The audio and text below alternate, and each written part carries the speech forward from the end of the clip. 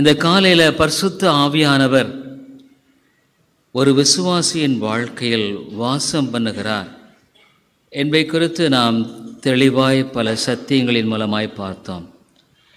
This morning we saw the Holy Spirit of God dwells and abides in a believer. Through many verses we have seen that one. அமேலே பரிசுத்த ஆவியானவர் இன்றைக்கு ஆண்டவராகிய இயேசு கிறிஸ்துவை போலவே இந்த உலகத்தில் வாழ்கிறார். Holy Spirit of God lives in the world, in the universe, as Jesus was.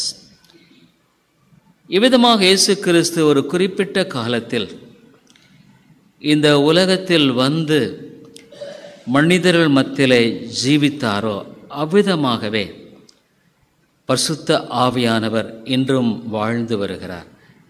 How Jesus came into the world and lived among the people. Likewise, the Holy Spirit of God is living among us. But the great difference is, அதில் ஒரு மிகப்பெரிய ஒரு வித்தியாசம் என்னவென்றால், Jesus came into the world as a man. Of course, he is completely a God and completely a man. இயேசு கிறிஸ்து முழுமையான ஒரு தேவன், முழுமையான ஒரு மனிதர். அவர் இந்த உலகத்தில் ஒரு மனிதனாக வந்தார். He had limitations. அவருக்கு ஒரு எல்லை என்பது இருந்தது. But for the Holy Spirit of God, பரிசுத்த ஆவியானவருக்கு there is no limit like that. எந்த விதமான ஒரு எல்லை என்பது இல்லை. The Father, பிதாவானவர், the Son, குமாரனானவர், the Holy Spirit of God, பரிசுத்த ஆவியானவர், all are equal. மூணு பேரும் சமமானவர்கள். All are almighty. எல்லாரும் சர்வ வல்லமை உள்ளவர்கள். All are all knowing. எல்லாவற்றையும் அறிந்திருக்கிறார்கள். They are everywhere. எல்லாவற்றும் எங்கேயும் இருக்கிறவர்கள். But the potentiality of the Holy Spirit today is, பரிசுத்த ஆவியானவருடைய வல்லமை என்னவென்றால், He rules the universe. அவர் அண்ட சராசரங்களை ஆளுகை செய்கிறார். as a representative of the triune God, திரித்துவ தேவனின் பிரதிநிதியாக அவர் இந்த உலகத்தில் எல்லாவற்றையும் ஆளுகை செய்து கொண்டிருக்கிறார். He rules all the planets. எல்லா கிரகங்களையும் அவர் ஆளுகை செய்கிறார். He rules every person in the world. இந்த உலகத்தில் ஒவ்வொரு மனிதனையும் அவர் ஆளுகை செய்கிறார். He knows every thought of a person. ஒவ்வொரு மனிதனுடைய எண்ணங்களும் தெரியும். Suppose there are people here in this marriage hall. இந்த திருமண மண்டபத்தில் பக்கம் இருக்காங்க. The Holy Spirit knows who are all the people there. அங்கே இருக்கிறவங்கெல்லாம் யார், ஒவ்வொருடைய எண்ணம் என்ன, இப்போ என்ன சிந்திச்சிட்டு இருக்காங்க. He knows everybody, everything. எல்லாத்துக்கும் தெரியும். He knows every animal. ஒவ்வொரு மிருகத்தையும் அவருக்கு தெரியும். He knows every incident. ஒவ்வொரு நிகழ்வும் தெரியும். He knows every president, every prime minister. ஒவ்வொரு பிரதம மந்திரி, ஒவ்வொருடைய ஜனாதிபதி, what are they doing now, இப்போ என்ன செஞ்சிட்டு இருக்காங்க. Who is completely controlling everything. எல்லாவற்றையும் ஆளுகை செய்கிறார். He is a God of people of good and bad. நல்லவர்களுக்கும் தீமை உள்ளவர்களுக்கும் அவர் கடவுளாகவே இருக்கிறார். Even bad people have good health. மோசமானவங்களுக்கு நல்ல ஆரோக்கியம் இருக்கிறது. So many good things are there even in those people. அவங்க வாழ்க்கையில் அநேக நல்ல காரியங்கள் இருக்கு. It's all given by God. இவையெல்லாம் தேவன் தான் கொடுக்கிறார். It's a common grace. பொதுவான கிருபை இது. We may wonder sometimes, oh, these people, they don't believe God. இந்த மக்கள் ஆண்டவரை நம்புறதில்ல. But they seems to be very good people. நல்ல மக்களாக இருக்கிறாங்க. It is God who gives that nature. அந்த சுபாவத்தை தேவன் கொடுக்கிறார். Suppose some Christians, when they misbehave, தவறாக நடக்கும் பொழுது, we may wonder, ஆச்சரியப்படலாம். Oh, these people call themselves Christians, but they don't behave as Christians. இந்த மக்கள் கிறிஸ்தவர்கள் என்று அழைத்துக் கொள்கிறார்கள், ஆனால் கிறிஸ்தவர்களாக நடப்பதில்லை. So many Hindus who don't get bribe. அநேக இந்துக்கள் லஞ்சம் வாங்குறதில்ல. So many Hindus, other Christians, Muslims who are very keen in helping others. மற்றவர்களுக்கு உதவி செய்யக்கூடியவர்களாக இருக்கிறார்கள். இதெல்லாம் எப்படி நடக்குது? It is the Holy Spirit who has given a common good nature. ஒரு பொதுவான நல்ல சுபாவத்தை கொடுக்கிறார். But it won't save them. அது அவர்களை ரட்சிக்காது. Salvation is only by Christ sacrifice. இயேசுவின் பலியின் மூலமாக மாத்திரம்தான் அந்த ரட்சிப்பு. ஆகவே அவங்க நல்லவங்களாக இருக்கிறதுனால பரலோகம் போக முடியாது. They can't go to heaven because they are good people. According to the standard of the world, உலகத்தின் அளவில். இப்போ நம்ம இந்த காலையில் பார்த்தோம், the same God, the sovereign Holy Spirit of God, the பரிசுத்த ஆவியானவர், அதே தேவன், he abides in the heart of a believer. ஒரு விசுவாசியின் உள்ளத்தில் வாசம் பண்ணுகிறார். How could this be? இது எப்படி ஆகும்? Yes, dear people, the Bible is very clearly says, வேதம் ஒன்று சொல்லுது. If you turn with me, Romans 8th chapter, ரோமர் 8வது அதிகாரத்துக்கு நீங்கள் திருப்பிக் கொள்வீர்களானால், who are all the children of God? யார் தேவனுடைய பிள்ளைகள்? Who are all the believers? யார் விசுவாசிகள்? Who are all the people who are saved? ரட்சிக்கப்பட்டவர்கள் யார்? Romans 8:9, தேவனுடைய ஆவி உங்களில் வாசமாயிருந்தால் நீங்கள் மாம்சத்துக்குட்பட்டவர்களா இராமல் ஆவிக்குட்பட்டவர்களா இருப்பீர்கள். கிறிஸ்துவின் ஆவி இல்லாதவன் அவருடையவன் அல்ல. If you don't have the Holy Spirit in you, you are not a child of God. ஒரு தேவனுடைய பிள்ளை அல்ல. You don't belong to God. நீ ஆண்டவருக்கு சொந்தமானவர் அல்ல. This morning we saw very clearly how when David sinned, பாவம் செய்தபொழுது பழைய ஏற்பாட்டில், Lord, don't take away the Holy Spirit from me. என்னிலிருந்து பரிசுத்த ஆவி எடுத்து போடாதிரும் ஆண்டவரே. ஆகவே இந்த பரிசுத்த ஆவியானவர் இருந்தால் what will happen in a person? ஒரு நபரில் பரிசுத்த ஆவியானவர் இருந்தால் என்ன நடக்கும்? இங்க நம்ம பார்த்த இந்த வசனத்தில், ஆவி உங்களில் வாசமாயிருந்தால், if the Spirit of God dwells in you, வேதம் என்ன சொல்லுகிறது? You are not in the flesh. மாம்சத்தில் நடக்கிறவனாக அல்ல, ஆவிக்குட்பட்டவர்களாக நீங்கள் காணப்படுவீர்கள். You walk according to the mind of the Holy Spirit. பரிசுத்த ஆவியினுடைய சிந்தையில் நடக்கிறவர்களாக நீங்கள் காணப்படுவீர்கள். அப்ப இந்த பரிசுத்த ஆவியானவருடைய வாழ்க்கையில என்ன செய்ய முடியும்? What he could do in my life? முதலாவது காரியம் என்னன்னா, இந்த பரிசுத்த ஆவியானவர் யாருடைய வாழ்க்கையில் அவர் தங்கி தாபரிப்பார்? In whose life the Holy Spirit will abide and will be there. யாருடைய வாழ்க்கையில் பரிசுத்த ஆவியானவர் வாசம் பண்ணுவார். Dear people, many people think that they are Christians. அநேக மக்கள் கிறிஸ்தவர்கள் என்று எண்ணிக்கொள்கிறார்கள். Many people think that they are believers. அநேக மக்கள் நினைக்கிறாங்க தாங்கள் விசுவாசிகள் என்று. Many people, in so many ways, they are happy with what they are. அவர்கள் இருக்கிறதுல சந்தோஷமா நான் நல்லா இருக்கேன், I am all right. But the fundamental thing, when the Holy Spirit of God comes in your life, ஆனா பரிசுத்த ஆவியினுடைய வாழ்க்கையில் வருவதற்கு அடிப்படையான காரணம் என்ன? What is the very fundamental thing that God does in a person's life for the Holy Spirit to come and dwell in you? அவ உனக்குள்ள வந்து அந்த பரிசுத்த ஆவியானவர் வாசம் பண்ணும்படியாக உன்னுடைய வாழ்க்கையில் முதலாவது காணப்பட வேண்டிய காரியம் என்ன?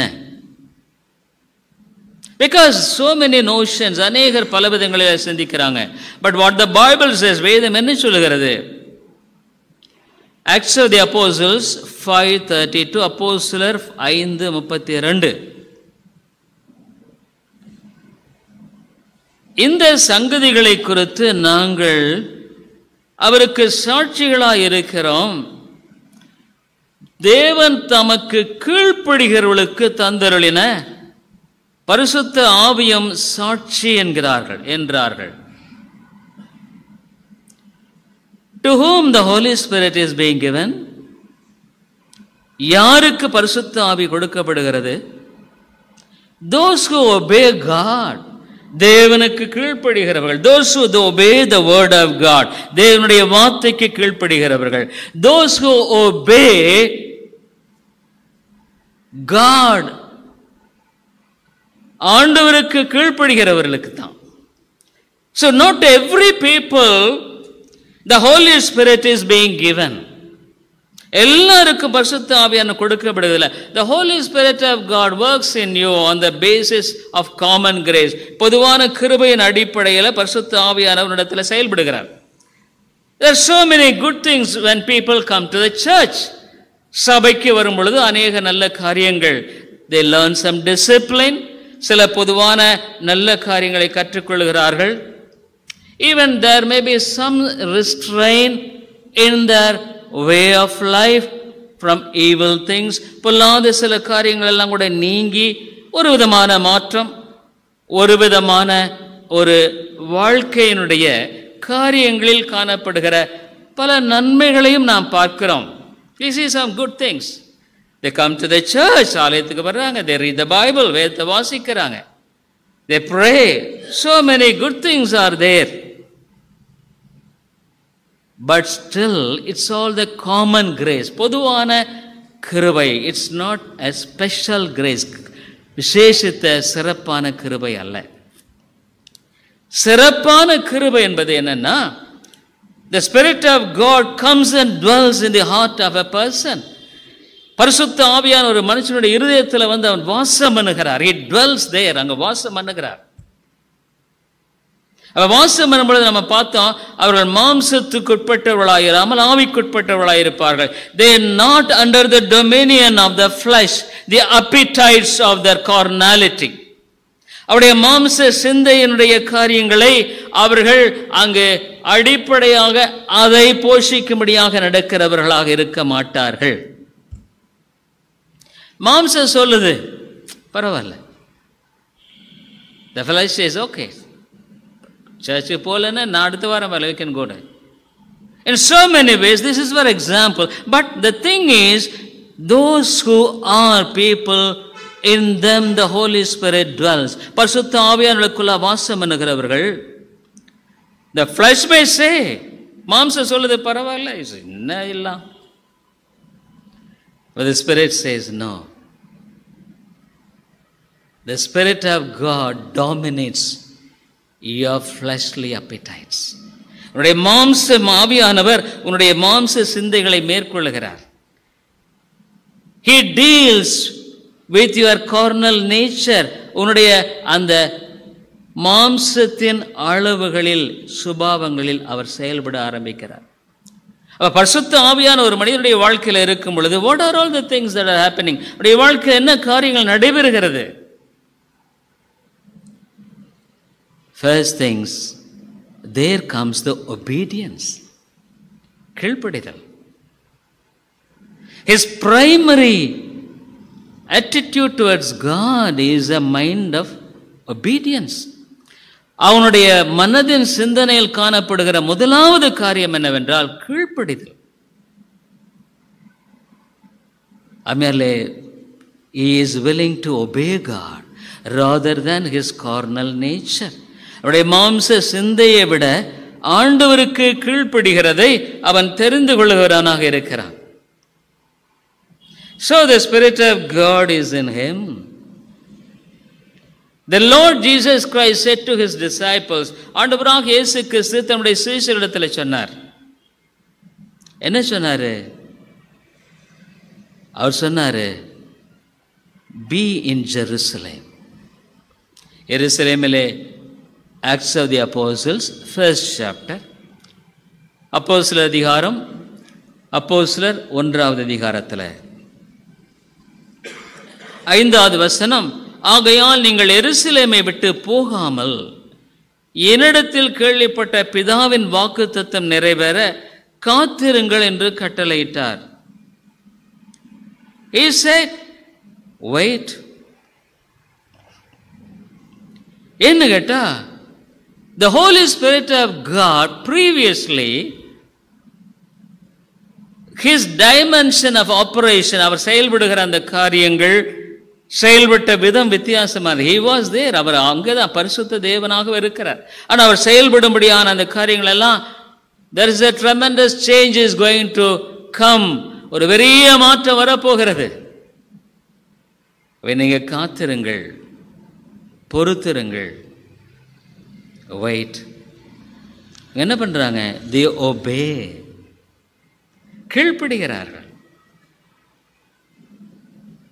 இந்த obedience எதனால வருதுன்னா, it is not from their carnal mind and carnal strength, மாம்ச சிந்தையினால மாம்ச பலத்தினால வருகிறதில்ல. it is the help of the Holy Spirit. பரிசுத்த ஆவியின் உதவியினால அவர்கள் கீழ்ப்படுகிறார்கள். It is not a force to do, ஏதோ வலுக்கட்டாயமா இல்ல, விருப்பத்தோடு செய்கிறார்கள், with a willing heart. அப்ப என்ன ஆகுது? ஆண்டவர் என்ன சொன்னார்? ஜீசஸ் said, இயேசு சொன்னார், நீங்க அப்படி காத்திருக்கும் பொழுது you will get power to receive a Christian life, a life of witness. ஒரு சாட்சியின் வாழ்க்கை நீனால வாழ முடியுமாப்பா? is completely foreign to a carnal man. ஒரு மாம்ச சிந்தை உள்ள மனுஷனுக்கு அது முற்றிலும் வித்தியாசமானது. ஆனா இப்போ ஆண்டவர் சொன்னால், when the Holy Spirit comes, பரிசுத்த ஆவி உன்னில் வரும் பொழுது நீங்கள் சாட்சிகளாக இருப்பீர்கள்.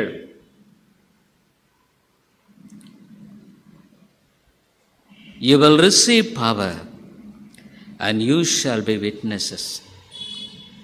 பாருங்க, when there is obedience, அங்கே கீழ்ப்படிதல் வரும் பொழுது பரிசுத்த ஆவியானுடைய வாழ்க்கையில காணப்படுகிறார். பரிசுத்த ஆவியானவர் வரும் பொழுது அவர்களை பலப்படுத்துகிறார். அவர்களை இந்த உலகத்தினுடைய, இன்னைக்கு காலையில் நம்ம பார்த்த விசா இந்த மார்னிங், அவனுடைய எல்லா காரியங்களும் வேறுபட்டு பாருகிற, அவனுடைய பார்வை சிந்தனை எல்லாம் மாறுபட்டு போகிறது. ஆಮೇಲೆ உன்னுடைய வாழ்க்கையில பரிசுத்த ஆவியானவர் இல்லைன்னா, unless you have the Holy Spirit of God, that is the seal that you will be redeemed. நீ மீட்கப்படுவதற்கு அதுதான் அடையாளம். அந்த பரிசுத்த ஆவியானவர்களை முத்திரைப்பட வேண்டாம் இல்லை என்றால், unless you are sealed, you can't be redeemed here. இங்கு மீட்கப்பட்ட ஜனமா நீ காணப்பட மாட்டாய். You won't be redeemed also there. மீட்கப்பட மாட்டாய். The seal is not there. ஏற்கனவே சொல்லியிருக்கேன், பர்மாவில் எல்லாம் தேக்கு வாங்கும்போது, when they buy wood, they put a seal and it will come in the sea. கடலில் வரும். And they will claim of their own by the seal, அந்த முத்திரையினால. அவருடைய வாழ்க்கையில இந்த பரிசுத்த ஆவியானுடைய ஆளுகை அவருடைய பிரச்சனை வேணும்னா you must be ready and willing for a life of obedience. கீழ்ப்படிதல் உள்ள ஒரு வாழ்க்கை. If you don't have a life of obedience, I tell you, if you are a disobedient person, ஒரு கீழ்ப்படியாத நபராக இருக்கும் பொழுது, Holy Spirit of God, the very God, has nothing to do with you, my dear friend. உன்னிட்ட அவர் செயல்பட as a common grace, he will do so many good things to you. ஒருவேளை ஒரு பொதுவான கிருபையின் அடிப்படையில் உனக்கு நல்ல காரியங்கள் செய்யலாம். He may give good health, நல்ல ஆரோக்கியத்தை கொடுக்கலாம். He may give you money, பணத்தை கொடுக்கலாம். He may give so many things not related to the salvation. ரட்சிப்புக்குரிய காரியம் இல்லாத ஒரு நல்ல ஜாபை கொடுக்கலாம், அதை கொடுக்கலாம். It's all common grace. உலகத்தில் உனக்கு மட்டும்தான் ஆண்டவர் கொடுக்கிறாரா? For an atheist, கடவுளே நம்பாதவனுக்கு ஆண்டவர் கொடுத்து தான் இருக்காரு இல்ல? கடவுளே தூஷிக்கிறவனுக்கு ஆண்டவர் நல்லதான் செஞ்சிட்டு இருக்காருல்ல? Even he abuses God's name. He is a God of patience, பொறுமை உள்ளவர். As a creator he does. ஆகவே நீ அதை நினைச்சிடக்கூடாது, ஆண்டவர் எனக்கு நல்லா கொடுத்துருக்காரு, I am all right. அதுமாதிரி என்னுடைய வாழ்க்கையில் ரட்சிப்புங்கிறது a life of obedience, ஒரு கீழ்ப்படிதல் உள்ள ஒரு வாழ்க்கை. ஆகவே அந்த காரியத்தை என்னுடைய வாழ்க்கையில் சாட்சியாய் வாழ்வதற்கு இந்த பரிசுத்த ஆவியானவருக்குள்ள வரும் பொழுது it gives you strength to live as a witness for God. ஆண்டவருக்குன்னு ஒரு சாட்சியாய் வாழுகிற ஒரு வாழ்க்கையினுடைய பலத்தை அவர் கொடுக்கிறார். இது அவருடைய பலம், உன்னுடைய பலம் இல்லை. உன்னுடைய பலத்தினால வாழ முடியாது. அந்த வேதம் சொல்லுகிறது, அந்த பரிசுத்த ஆவியானவர் வரும் பொழுது உன்னுடைய வாழ்க்கையில நீ செயல்படுகிற செயல்பாடின் வழிமுறை மாற்றம் அடைகிறது. இப்போ பரிசுத்த ஆவியானவர் வருகிறார், உனக்குள்ள வந்து தாபரிக்கிறார். உடனடியாக நீ ஒரு பெரிய பரிசுத்தவானா மாறல. You are not a saint completely. sanctification, உன்னை சுத்தம் பண்ண ஆரம்பிக்கிறார். உண்மைதான், நீ பரலோகத்துக்கு போவது என்பது ஆண்டவராகிய இயேசு கிறிஸ்து செலுத்தின கிரயத்தின் மூலமாக, because of the death of Jesus, அவருடைய ரத்தம் பாவங்களை கழுவி சுத்திகரிக்கிறது. அது ரட்சிப்பில் ரெண்டு காரியங்கள். there are two things. Your sins are all forgiven. பாவங்கள் மன்னிக்கப்படுது. Your conscience is cleansed. மனசாட்சி சுத்திகரிக்கப்படுகிறது. அதோடு நின்று விடுகிறதில்ல, பாவத்தின் மேலான வெற்றியை கொடுக்கிற ஒரு வாழ்க்கை. You get victory over sin. நீ பல வருடங்களாக உன்னுடைய வாழ்க்கையில ஒரு மாம்ச அளவில் வாழ்ந்த நபர் நீர். You lived so many years in the carnal way. Your old anger, பழைய கோபம், பழைய எரிச்சல், பழைய பொறாமை, பழைய சுபாவங்கள், ஜென்ம சுபாவங்கள், all carnal nature.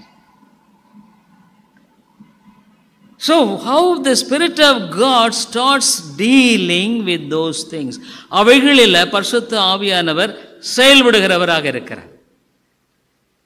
அதுதான் மார்டிஃபிகேஷன், அதை அழிக்கிறது. படிப்படியாக அதை அழிக்கும்படியாக தேவன் செய்கிறார். உனக்கு வாழும்படியான பலத்தை கொடுக்கிறார். உன்னுடைய பழைய மனிதனுக்குரிய காரியத்தில் ஆண்டவர் வந்து அங்கே செயல்படும்படியான அருமையான காரியத்தை நாம் பார்க்கிறோம். அப்போ முதலாவது என்ன, நீ தேவ ஆவியானவர் வரும் பொழுது, when the Holy Spirit comes, you get an understanding, ஒரு விளங்குதல் உனக்கு வருது. நான் நிறைய காரியங்களில் சரியில்லாமல் வாழ்கிறேன். I am not right in so many things. I know the truth, சத்தியம் தெரியும், ஆனால் கூட நான் நிறைய காரியங்களில் சரியில்லை. அது உனக்கே தெரியும். that you know that. அப்போ அப்படியே நான் வாழ முடியுமா? Can I live continuing in my own carnal way?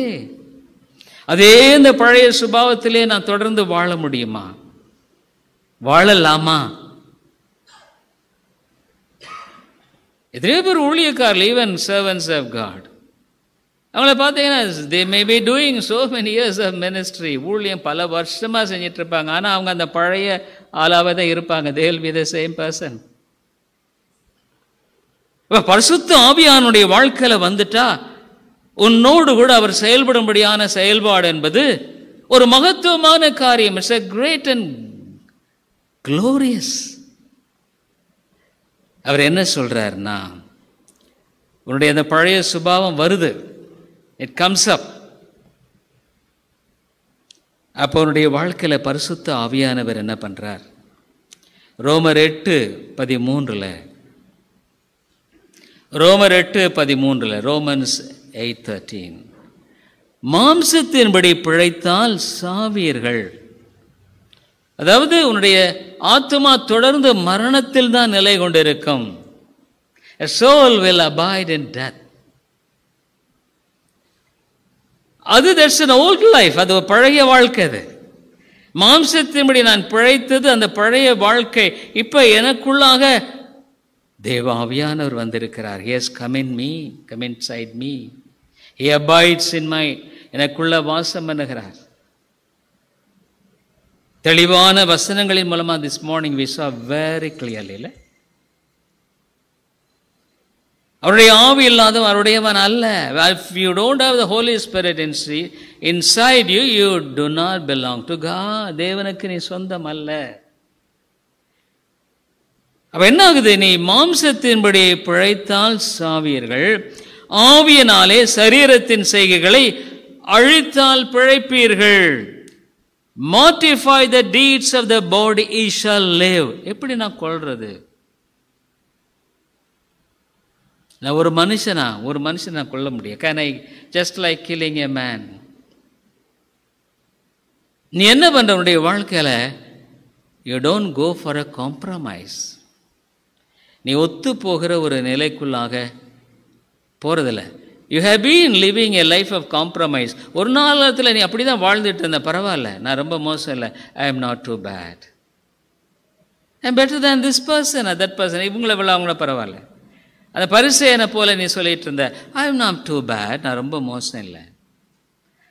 ஆனால் when the Holy Spirit of God comes and dwells in you, பரிசுத்த ஆவியானவருக்குள்ள வந்து வாசம் பண்ணும் பொழுது, it gives you light and understanding. அவர் உனக்கு வெளிச்சத்தை கொடுக்கிறார், உனக்கு அந்த விளங்குதலை கொடுக்கிறார். You really see God. இந்த காலில் பார்த்தோம், when he is saved, he looks to God. ஆண்டவரை பார்க்கிறான். His spiritual eyes are open. உடைய ஆவிக்குரிய கண்கள் திறக்கப்படுகிறது. தேவனை பார்க்கிறான். He sees himself. தன்னை பார்க்கிறான். ஐயோ, நிறைய காரியங்கள் சரியில்லையே, I am not right. The same person, அதே நபர் பல காரியங்களை சொல்லிட்டு இருந்தவர், சரின்னு சொல்லிட்டு வாழ்ந்துகிட்டு இருந்தார் பல வருஷங்களா. So many years he was living, accepting that he was all right, a life of compromise. I am not too bad, பரவாயில்ல, அதை பரவாயில்ல. ஆனால் இப்போ when the Holy Spirit comes in you, உனக்குள்ள வரும் பொழுது, he makes a great spiritual surgery. ஒரு பெரிய ஆவிக்குரிய அறுவை சிகிச்சையை செய்கிறார். He deals with your carnal nature. உடைய ஜென்ம சுபாவத்தில் அவர் கை வைக்கிறார். It comes up, வருது. But the Spirit of God says no. இல்லை. The Spirit of God puts a break there. ஒரு அங்க இது வைக்கிறது. So the Spirit of God has got the dominating part of your soul in ruling you. உன்னை ஆட்சி செய்கிறது, உன்னை வழிநடத்துகிறத பரிசுத்த ஆவியானவர் மேல் எழும்பி உன்னுடைய வாழ்க்கையை அவர் நடத்த ஆரம்பிச்சார். அதுக்கு முன்னால நீ மாம்ச அளவில் அதுதான் மேலும் எழும்பி நீ நடந்துகிட்டு இருந்த. ஆனால் இப்போ the dominating factor is not the flesh. It is the Holy Spirit of God. அப்போ என்ன நீ ஒரு அண்டர்ஸ்டாண்டிங் இல்லை நான் சரியில்லை ஆண்டவரே. So you pray to God, lord in so many things I am not right, lord. ஆண்டவரே அநேக காரியங்கள் நான் சரியில்லை ஆண்டவரே. யூ அக்னாலேஜ், நீ ஒத்துக்கொள்கிற. அதுக்கு முன்னால் even though the preaching was there, பிரசங்கம் பண்ணுனா கூட, even though word of God is being preached, exposing your carnal nature, உடைய மாம்ச அளவுகளை எல்லாம் வெளிப்படுத்தி பிரசங்கம் பண்ணா கூட, inside you, உனக்குள்ளாக you are sad, நீ சொன்ன I am all right, நான் சரி. The devil said, oh you are all right, நீ சரி. But there is always a battle, யுத்தம். There is no peace in your life, வாழ்க்கையில் சமாதானம் இல்லை. So many disputes in the family, குடும்பங்களில் சின்ன சின்ன சண்டை. So many dissatisfied expressions, திருப்தி இல்லாத ஒரு நிலை. So many ways in which the carnality was exhibited.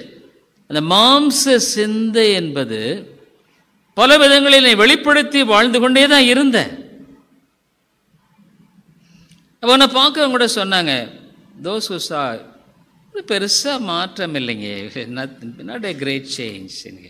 He goes to the church, சபைக்கு போகிறாரு, he doesn't this, அது இது செய்கிறாரு. But I could not see a true change. உண்மையான மாற்றத்தை என்னால் பார்க்க முடியல. Dear people, that is a carnal life. அது மாம்ச ரீதியில் நீ வாழ்ந்த வாழ்க்கை. அது ரட்சிக்கப்பட்ட வாழ்க்கையில் it's not a saved life. ரட்சிக்கப்பட்ட வாழ்க்கையில் the carnality is put under strain by the Spirit. ஆவியினால அந்த மாம்சத்தின் காரியங்களானது அங்கு அழுத்தப்படுகிறது, அழிக்கப்படுகிறது. அவன் வேதம் சொல்லுது, அதுக்கு நீ என்ன பண்ற? You acknowledges what you are. நீ முதலாவது there is an acceptance as what you are. நீ என்னவா இருக்கிறங்கிறத நீ ஒத்துக்கிற. அதுக்கு முன்னாடி ஒத்துக்கல. ஒருவேளை நான் பார்த்து இல்லை பிரதர், இல்லை சிஸ்டர், சரியில்லை நீங்கள் பண்ணுறதுன்னா கூட உன்னால் அக்செப்ட் பண்ண முடியல. அப்போ நீ என்ன பண்ண? பரவாயில்ல, ஐ கான்ட் அக்செப்ட் இட். ஆனால் இப்போ அப்படி இல்லை. You are a different person. நீ ஒரு வித்தியாசமான நபர். கிறிஸ்துவுக்குள் இருந்தால் புது சிருஷ்டியாக இருக்கிறான். அதுமாதிரி உங்கள் வாழ்க்கையில் படிப்படியாக அந்த மாம்ச சிந்தை, காலையில் ஆவியின் கனிகளை பார்த்தல, ஸோ த பிட்டர் ஃப்ரூட்ஸ், கசப்பான கனிகளெல்லாம் அப்படியே போயிட்டுருக்கு. கசப்பான கனிகள், கசந்த கனிகளெல்லாம் வாழ்க்கையில் ஆவியானுடைய இனிப்பான கனிகள் வர ஆரம்பிக்கிறது. உடனடியாக நீ மாறிட்டேன். ஆனால் we could see the change in your life. வாழ்க்கையில் மாற்றத்தை பார்க்க முடியுது. வாழ்க்கையில் ஆவியானுடைய அந்த காரியமானது, ஏன்னா உனக்குள்ள ஆவியானவர் he is alive, உயிரோடு இருக்கிறார். he is active, சுறுசுறுப்பாக இருக்கார். he actively involved in you completely. உன்னை பொறுத்த வரைக்கும் he is the responsible person to deal with you. உன்னோடு இடைப்படும்படியாக அவர் பொறுப்புள்ளவராக செயல்படுகிறவராக ஆரம்பிச்சிடறார். It is not that the Holy Spirit in me tries to deal with you. பரிசுத்த ஆவி எனக்குள்ள இருக்கிறவர் உன்னோடு இடைப்படும்படியாக அவர் இல்லை. Even though if I preach the gospel, சுவிசேஷ பிரசங்கம், I know he deals with me personally. என்னுடைய வாழ்க்கையில் தனிப்பட்ட விதத்தில் அவர் செயல்பட ஆரம்பிச்சிட்டாரு. அது தொடர்ந்து நடைபெற்றுட்டே தான் இருக்கு. It continues. நான் அதுதான் மறுரூபம். மரணம் மட்டும் எனக்கு இது என்ன இருக்கும். It continues until my death. But there is a progress. எனக்குள்ள இருந்தது. ஒரு காலத்தில் இப்படி நான் வாழ்ந்தேன். I lived. Slowly you are changed. There is a change of nature in you. உன்னுடைய சுபாவத்தில் மாற்றம். Could see. Dear people, sin always brings misery. பாவம் எப்பொழுதும் ஒரு துயரத்தை கொண்டு வருகிறது. What is the cause of all our troubles and problems? நம்முடைய பிரச்சனைகள், கஷ்டம், இது எல்லாத்துக்கு காரணம் என்னன்னா பாவம் தாங்க. Sin is the one which ruins the world. உலகத்தை அழித்து கொண்டிருக்கிறது நமக்கு தெரியும். It ruins the families. குடும்பங்களை அழித்து கொண்டிருக்கிறது. It ruins me. என்னை அழிக்கிறது. It ruins my character. என்னுடைய குணத்தை அழிக்கிறது. It ruins my fellowship with God. தேவனோடு கொண்டிருக்கிற அந்த உறவை பாதிக்கிறது. இப்போ என்னுடைய வாழ்க்கையில நான் பரிசுத்த ஆவியானவரோட அந்யோன்ய ஐக்கியத்துக்குள் வருகிறேன். I come in communion with the Holy Spirit. அதாவது அவர் எனக்கு ஒரு அந்நிய நபராக இல்லை, அவர் எனக்கு கூட இருக்கிறதை நான் அனுபவிக்கிறேன். அவரோடு நான் பேசுகிறேன். I talk to him. ஜெபம்னா என்னங்க? What is prayer? ஜெபம்னா ஒன்றும் இல்லை, pouring our hearts to God. இருதயத்தை அவனுடைய சமூகத்தில் ஊட்டுறேன். Lord, this is the thing. இதுதான் காரணம், இதுதான் என்னுடைய காரணம். I always keep it that I should spend time 1 hour in prayer. 1 மணி நேரமாக நானுடைய சமூகத்தில் ஜெபிக்கணும். It was very late yesterday. நேற்று தினத்தில் ரொம்ப லேட் ஆயிடுச்சு. But He is a God of covenant. ஒரு உடன்படிக்கையின் தேவன். அவரோடு நான் பரவாயில்ல, நாளை பார்த்துக்கலாம், tomorrow we'll see. No, I went up. போய் I spent time 1 hour. 1 மணி நேரம் நான் ஜெபித்தேன். அது 1 மணி நேரம் ஜெபிக்கும் பொழுது there was some interruptions also. நான் அந்த நாள் முழுக்க கண்ட சில காரியங்களில் சில தடங்கள் நேரிட்டது. நான் எப்போவுமே ஒரு 15 நிமிஷம் ஜாப் பண்ணி அது because many people are hearing my prayer. I record my prayers and so many people are regularly hearing my prayers. Of course they are being blessed. என்னுடைய யூடியூப் சேனல் இப்போ யூடியூப் சேனலுக்கு ஆல்மோஸ்ட் நம்ம இந்த 2-3 monthsலேயே so many people are subscriber. ஏன்னா நம்ம ஒரு வருஷத்தில் இந்த வேதத்தை முடிக்கும்படியாக we try to complete the whole Bible. I must do it. Sometimes it takes 1 o'clock. Yes, sometimes 2. Today Sunday is a busy day. ஞாயிற்றுக்கிழமை ரொம்ப முக்கியமான நாள். But I have not started recording the Bible portion which has to be read tomorrow. நாளைக்கு படிக்க வேண்டிய அந்த பகுதியை நான் இன்னும் பண்ணலை. I should go. I have not prayed 1 hour. 1 மணி நேரம் நான் இன்னும் ஜெபம் பண்ணலை. So I must do after the service முடிஞ்ச பின்னால் I must do 2 things. 2 காரியம். I should pray for 1 hour at least. 1 மணி நேரமாவது நான் ஜெபிக்கணும். ஆண்டவர் கேட்குற 1 மணி நேரம் கூட ஜெபம் பண்ணக்கூடாதா? So I made it clear. நான் சொன்னேன், நேற்று ஜெபம் பண்ணும் பொழுது ஒரு காரியம் it was disturbing me. I rang up to that person. I made it clear. அந்த மனுஷனிடத்தில் ஃபோன் பண்ணி நான் அதை சரிப்படுத்தி அந்த காரியத்தை சரியாக அவருக்கு விளங்க பண்ணினேன். So the rest of the half an hour I really prayed with freedom. It's my life and death. இது ஜீவன், என்னுடைய மரணங்க.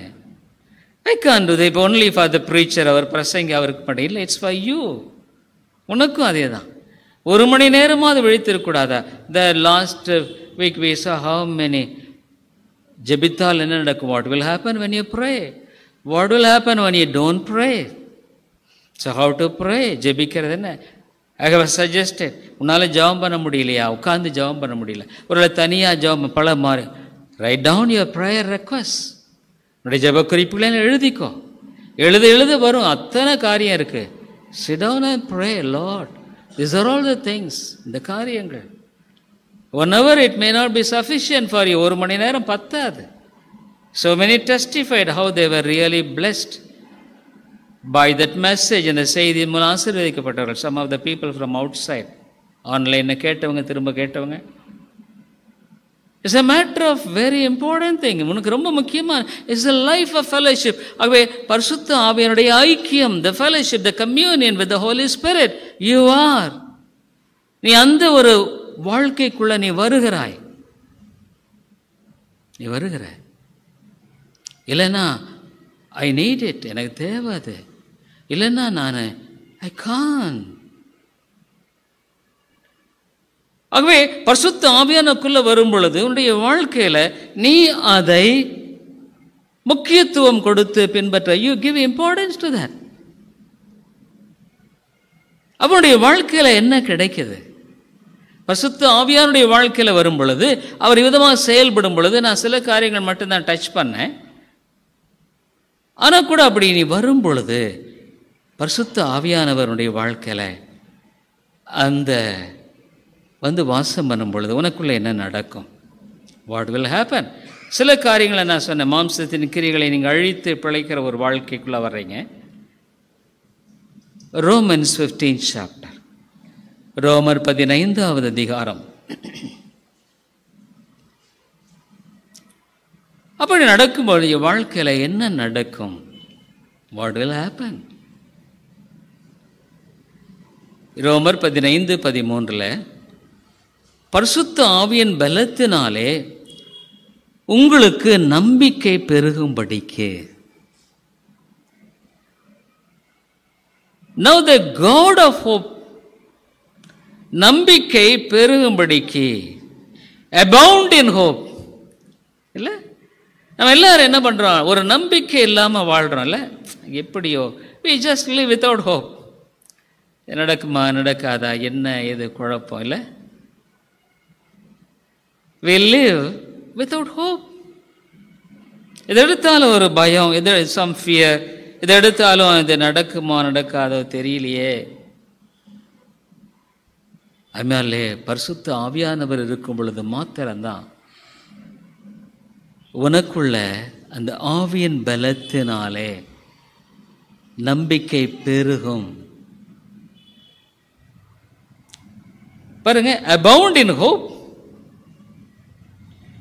அந்த நம்பிக்கை உள்ள ஒரு வாழ்க்கை. நான் ஐ நோ ஹிம், அவரை அறிந்திருக்கிறேன். ஐ நோ ஹிம் பர்சனலி, அவரை அறிந்திருக்கிறேன். இந்த திரியேக தேவனை அறிந்திருப்பது என்றால் பிதாவையும் அறிந்திருப்பது தான். இயேசு கிறிஸ்துவை அறிந்திருப்பது. Where is he now? Jesus Christ. He is praying at the right hand of the Father. பிதாவின் வலது பாரசத்தில் பரிந்து பேசிக் கொண்டிருக்கிறார். He is pleading for me.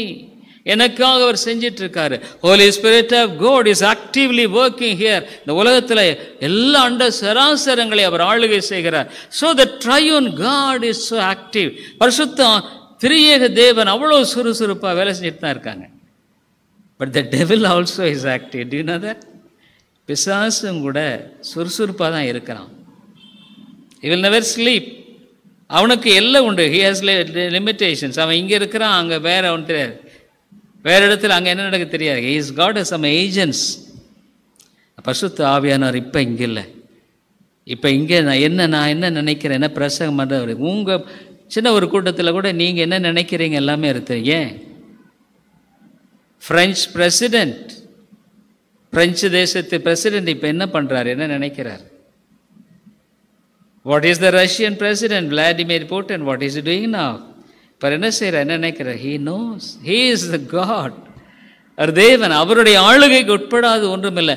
அவர் மனிதர்கள் சிந்தனைகளை எண்ணங்களையும் ஆளுகை செய்கிறார், நடப்பிக்கிறார், செயல்படுத்துகிறார். He rules everything.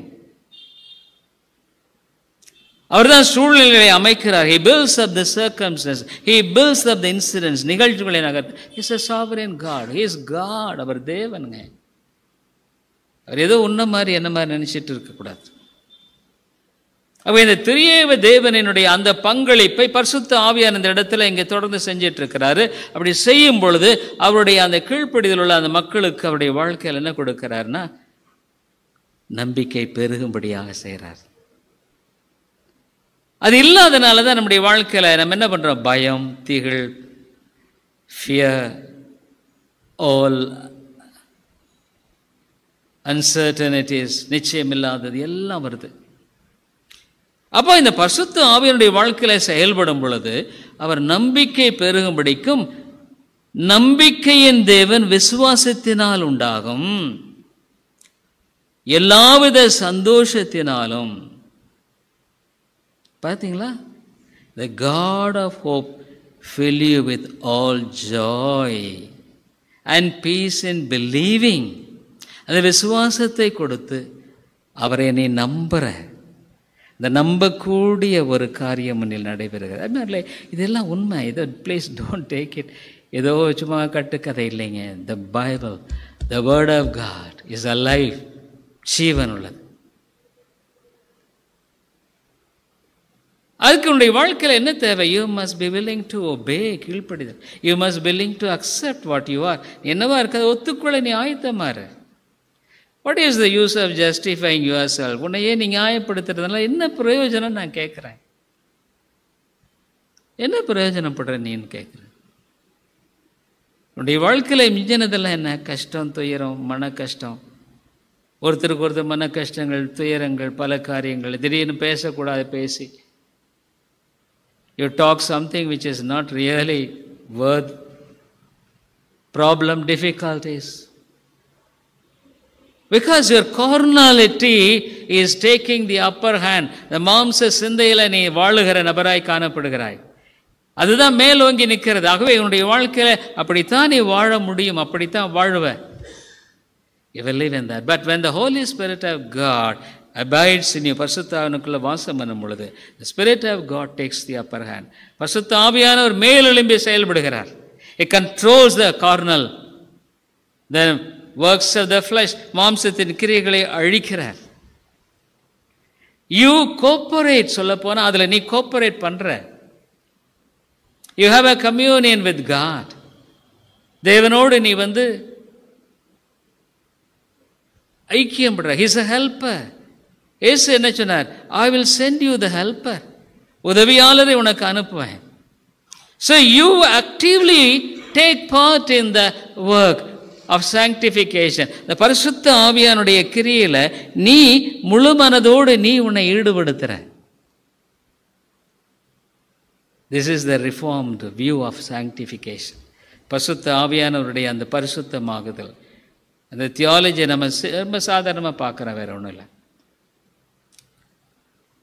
அப்போ உன்னுடைய ஈடுபாடு இல்லாமல் பரிசுத்த ஆவியானுடைய வாழ்க்கையில் அங்கு செயல்படும்படியாக சொல்லலை. அதனால தான் ஆவியின் மாம்சத்தின் கிரியைகளை ஆவியினாலே அழித்தால். So you are actively involve in destroying, subduing. அப்போ அதில் உன்னுடைய வாழ்க்கையில் கவனம் தேவை, ஜாக்கிரதை தேவை, இல்லை ஒபீடியன்ஸ் தேவை. அப்படி இருக்கும்பொழுது உன்னுடைய வாழ்க்கையில் அந்த சந்தோஷம், அந்த நம்பிக்கை பெருகுகிறது, சமாதானம், இல்லை பீஸ். எவ்வளோ இது இருந்தாலும் கூட there is a peace. I was talking to a person today. இன்னைக்கு ஒருத்தரோட பேசிட்டு இருந்தேன். He is a Christian, அவர் ஒரு கிறிஸ்தவர் தான். Actually, his mother was not living with his father. அவருடைய அம்மா அவங்க அப்பா அந்த நேரத்தில் வாழலை. both of them separated, பிரிஞ்சிட்டாங்க. She is also a rich lady.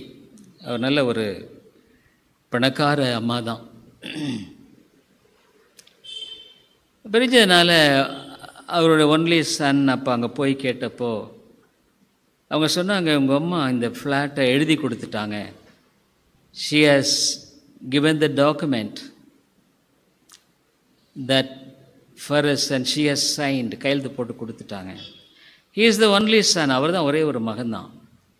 The flat more than 2 crores மேலே, 2 கோடிக்கு மேலே போகக்கூடிய ஒரு பெரிய இது ஃப்ளாட். அது ஏமாற்றிட்டாங்க. அப்போ அவர் கோர்ட்டில் போட்டுடலாம், இட்ஸ் நியாயமானது தான்.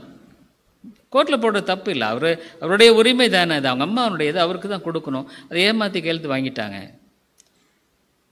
ஆண்டவர் சொன்னார், ஹானர் யுவர் மதர்.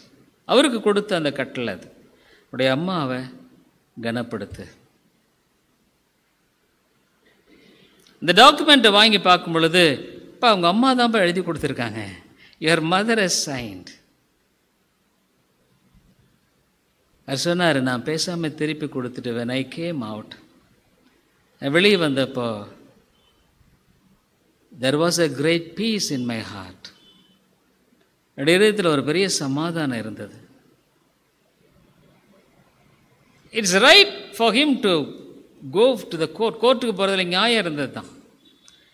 பட் ஆண்டவர் சொன்னார், ஆனர் யுவர் மதர்னார். அவங்க அம்மா அவங்க அம்மா எழுதி கொடுத்துட்டாங்கப்பா, அதை நீ அதில் போய் நீ ஒன்றும் பண்ணாத. She willingly did it. So ஏதோ தெரிஞ்சவங்க சொந்தக்காரங்க உதவி செய்வாங்கன்னு சொல்லிட்டு she expected them to help. But ஆனால் உதவி செய்யலை. அவங்க அந்த இதை மட்டும் எழுதி வாங்கிட்டு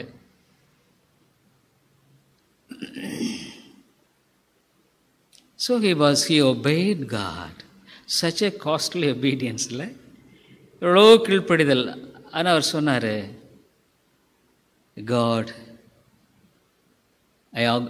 God helped me to honor him. அவரை கனப்படுத்துறதுக்கு ஆண்டவர் உதவி செய்தார். Of course God has given so நிறைய திரும்ப through his father God has given. அவங்க அப்பா மூலம் நிறைய ஒரு சொத்தை கொடுத்துருக்கார். ஆனால் அதை அவர் செஞ்சுருக்கலாம். Dear people, it's something. Christian life is a very personal, ஒரு தனிப்பட்ட வாழ்க்கை இது. You have a communion with God. தேவனோடு நீ இணைந்து வாழுகிற வாழ்க்கைங்க இது. You open your heart to God. நீ என்னுடைய இருதயத்தை ஆண்டவர் திறக்கிற. He really dwells in you. உனக்குள்ள வாசம் பண்ணுகிறார். ஸோ இங்கே நம்ம பார்த்தோம் அந்த நம்பிக்கை, the hope and the joy, விசுவாசத்தினால் உண்டாகும் சந்தோஷம், சமாதானம். அதுமாதிரி தேவன் உனக்கு actually he lost that some, but now God has given many more crores to him now. அநேக கோடிகளை ஆண்டவர் அவர் கொடுத்துருக்கார். even though he had the page. So he was happy that he obeyed God. ஆண்டவருக்கு நான் கீழ்ப்படிஞ்சேன்ற அந்த சந்தோஷம் எனக்கு இருந்தது. ஆಮೇಲೆ God is not a debtor. அது தெரிஞ்சுக்க. தேவன் ஒரு நாளும் கடனாளி அல்ல. ஐயோ நான் விட்டு போச்சுன்னா அவ்வளவுதான். அவர் ஒருவருக்கும் கடனாளி இல்லை. he will recompense. பல மடங்காக கொடுப்பார். அதான் சொல்கிறார், 1000 மடங்கு உன் சந்ததி ஆசீர்வதிக்கப்படும். when you obey, கீழ்ப்படியும் பொழுது 1000 முறை, 1000 generations. ஆனால் அதுவே உன்னுடைய பாவம், நீ மனம் திரும்பி இயேசுவினிடத்தில் உன்னுடைய பாவத்தை அறிக்கிட்டு உன் பாவங்களெல்லாம் மன்னிக்கப்படலைன்னா, if you have not confessed to God and if your sins are not forgiven, cleansed by the Lord Jesus Christ, உன்னுடைய பாவத்தை உன்னுடைய பிள்ளைகள் அறுக்க வேண்டிதான் வரும். எதை விதைக்கிறோம் அதை அறுக்கணும்னு பைபிள் சொல்லும். உன்னுடைய பிள்ளைகளுடைய பிள்ளைகள் அறுக்குவாங்க, அவருடைய பிள்ளைகள் அறுப்பாங்க. பைபிள் இஸ் ட்ரூ, வேதம். ஒருவேளை நீ உன்னுடைய வாழ்க்கையில், அதாவது ஆண்டவருக்கு ஒப்புக்கூடாத வாழுகிற ஒரு வாழ்க்கையில், அவனுக்கு மாத்திரமல்ல அவன் சந்ததிக்குமே ஒரு இடர்கள் தாங்க. சந்ததிக்குமே ஒரு இடர்கள் தான் அவன். அதுமாதிரி என்னுடைய வாழ்க்கையில் பரிசுத்த ஆவியினுடைய செயலை குறித்து நம்ம பார்த்தோம். ஆகவே கிறிஸ்துவின் ஆவி இல்லாவுடைய நல்ல உன்னுடைய வாழ்க்கையில் பரிசுத்த ஆவியானவர் வாசம் பண்ணுகிறார் என்ற நிச்சயத்தை உன்னால் சொல்ல முடியுமா? தேவ ஆவியினால் வழிநடத்தப்படுவர்கள் இவர்கள் அவள் தேவனுடைய புத்திரர் எனப்படும். those who are led of the Spirit of God, they are the children of God. உன்னால் சொல்ல முடியுமா? உங்களை சொல்கிற, நான் அப்படி ஒன்றும் மோசம் இல்லை, I am not too bad, I am a good Christian, நான் நல்ல கிறிஸ்தவன். Can you say that the spirit of God dwells in you honestly? உன் நெஞ்ச தொட்டு பரிசுத்த ஆவியானவர் இங்கே எனக்குள்ளே வாசம் பண்ணுறாருங்க, அவர் என்னோட பேசுகிறார், என்னை வழிநடத்துகிறார். உன்னால் நிச்சயமாக சொல்ல முடியுமா? இந்த மாலையில் எ சேலஞ்ச், உன்னால் சொல்ல முடியுமா? இல்லைன்னா நான் இப்போ என்ன பண்ணுறதுன்னு கேட்குறீங்களா? ஹம்பிள் பிஃபோர் காட், தேவனுக்கு முன்பாக தாழ்த்து. உனக்கே தெரியும் உன்னுடைய வாழ்க்கையில் எவ்வளோ தோல்விகள், பாவத்தினுடைய விளைவுகள், பாவத்தினுடைய பல காரியங்கள் how it makes you misery. உன்னை பாவத்தினுடைய பல காரியங்கள் துயரத்துக்குள்ளே தான் கொண்டு போகுது. எவ்வளோ சந்தோஷம் இல்லை, நோ ஜாய். இப்போ நான் என்ன பண்ணுறது? ஒபீடியன்ஸ், கீழ்ப்படிதல், அக்செப்டிங் வாட் யூ ஆர். ஜெபம்னு சொன்னேன்ல, what is prayer? Opening your heart to God. இருதயத்தை ஆண்டு இடத்துல ஆண்டவரே, இதுதான் என்னுடைய காரியம், this is my thing, unless you help me. நீங்கள் எனக்கு உதவி செய்யலாம். I am absolutely helpless lord. எனக்கு உதவி இல்லை ஆண்டவரே. நீங்கள் உதவி செய்யலைன்னா என்னால் முடியாது. ஐ கான். நான் அப்படி தான் ஜெபம் பண்ணுறேன் ஒவ்வொரு நாள். ஆண்டவரே, நீங்கள் எனக்கு உதவி செய்யலைன்னா என்னால் ஒன்றும் முடியாது. ஆனால் ஆண்டவர் ஆச்சரியமாக உதவி செய்கிறார். அவனுடைய வாழ்க்கையை நீ யோசனை பண்ணிப்பார். ஏன்னா it's a very short life, குறுகிய கால வாழ்க்கை. What is the use of posting in things which are really not a blessing to you? உனக்கு ஆசீர்வாதம் இல்லாத காரியங்களை குறித்து நீ மேன்மை பாராட்டி என்னங்க பிரயோஜனம் இருக்கு? நான் கேட்குறேன். when God calls you, உன்னை ஆண்டவர் அழைக்கிறார். he calls you through the preaching of God's word. தேவனுடைய வார்த்தையின் பிரசங்கத்தின் மூலம் அழைக்கிறார். are you willing to obey? கீழ்ப்படியில் உள்ளவர்களுக்கு பரிசுத்த ஆவியை கொடுக்கிறார். பரிசுத்த ஆவியான he is a real person. he is a person. அடிக்கடி சொன்ன 4 பேர் உண்மை. the Father, the Son, the Holy Spirit. அடுத்தது the பிசாசு. he is a real person. he is alive and active. சுறுசுறுப்பாக. some of the people அவங்க வாழ்க்கையில் he has got a dominant hand. அவங்க வாழ்க்கையில் அவன் ரொம்ப நல்ல ஆளுகை செய்கிறான். he has got an upper hand. அவங்க வாழ்க்கையில் இன்னொன்று என்னென்னா, அவன் ஆவிக்குரிய கண்களை குருடாக்கி போட்டிருக்கான் Bible sir. he blinded the eyes, spiritual eyes. அப்போ அவனால் ஆவிக்குரிய மேன்மையை பார்க்க முடியறதில்ல. the glory of the spiritual things, the communion with God, தேவனோடு தொடர்பு கொள்கிறோம், the peace and joy of God, தேவனுடைய சந்தோஷம் சமாதானம், the security that you have as God dwells in you. உனக்குள்ள ஆண்டவர் வாசம் பண்ணுகிற அந்த ஒரு பாதுகாப்பு உன்னால் உணர முடியாது. Spiritual things you are completely blind to that. நீ குருடாக இருக்கிறனால அதனுடைய மேன்மை உன்னால் தெரியாதனால யூ டோன்ட் சீக் இட். அது தேடுறதில்லை. டியர் பீப்பிள், ஆவியானவனோடு கூட பேச வேண்டும். ஜெபிப்போம். அன்புள்ள ஆண்டவரே, இந்த உலகத்தில் எங்களுடைய வாழ்க்கை என்பது வெகு குறுகிய கால ஒரு வாழ்க்கை ஆண்டவரே. பிசாசன் ஒரு மனக்கண்களை குருடாக்கி போடும் பொழுது ஆவிக்குரிய உன்னதமான ஸ்லாக்கியங்கள், தேவனை அறிந்த வாழ்க்கை, a life knowing God, a blessed communion with the Holy God, with the Holy Spirit, பரிசுத்த ஆவியானுடைய தேவனோடு உறவு கொண்ட ஒரு அருமையான வாழ்க்கை. அதுக்கு முன்னால் அந்த உலகம் had such a evil influence. உலகம் அவ்வளோ பெரிய பொல்லாத பாதிப்பை ஏற்படுத்திட்டு. But now the Spirit of God, ஆவியானவர், he takes the upper hand. மேலே அவர் எழும்புகிறார். in the spite of sufferings, பாடுகளின் மத்தியில், in the sufferings, in the midst of all trials, சோதனை மத்தியில், there is hope that God is there.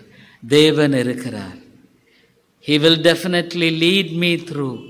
அவருடைய வாழ்க்கையில் நிச்சயமாக என்னை வழிநடத்தி செல்லுவார். I know whom I believe. நான் விசுவாசிக்கிறவர் யாருன்னு எனக்கு தெரியும். he will never leave me helpless.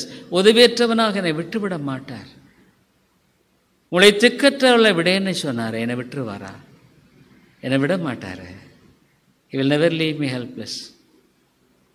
உங்களை கைவிடுது மேலே விட்டு விலகுதுன்னு சொன்னவர். என்னை விட்டுருவாரா? அவர் நோக்கி பார்த்து வெட்கப்பட்டு போகாது இருந்தார்கள் சொல்லுதார். they looked at him and they were not ashamed. என்னை விட்டுருவாரா? இல்லை. ஆண்டவரே, உம்முடைய அருமையான கிருபைகளுக்காய் ஸ்தோத்திரம். ஆவியானவரே, பரிசுத்த ஆவியானவரே, நீர் ஒருவரே ஒரு உள்ளத்தில் பேச முடியும். ஆண்டவரே, நீர் ஒருவரே ஒரு உள்ளத்தில் உண்மையான ஒரு உம்முடைய தாக்கத்தையும் பாதிப்பையும் ஏற்படுத்த முடியும். உம்முடைய கரங்களில் ஒப்புக் கொடுக்கிறேன். ஒருவேளை இங்கே இருக்கிற அருமையான சகோதரர்கள் ஆன்லைனில் கேட்குறவங்க, பிள்ளை கூட இந்த செய்தியை கேட்குறவங்கள எல்லாம் உடைய கரங்களை ஒப்புக்கு. ஆண்டவரே, it's a matter of life and death. இது ஜீவனா மரணமான்ற ஒரு காரியம்.